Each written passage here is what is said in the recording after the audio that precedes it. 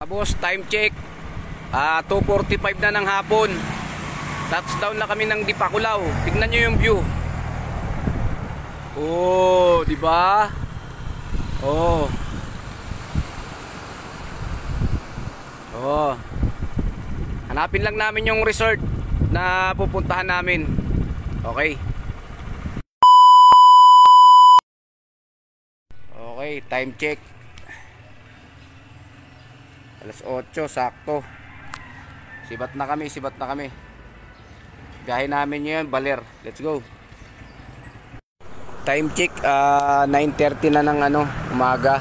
Andito kami sa bypass road ng Bulacan. Ayan o. Kakain lang muna kami rito, Kain kami saglit.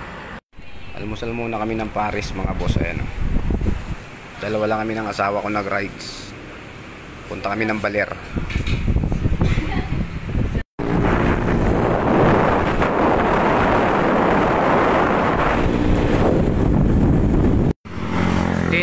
Na mga boss, 10:20 papasok na kami ng Gapan, Nueva Ecija.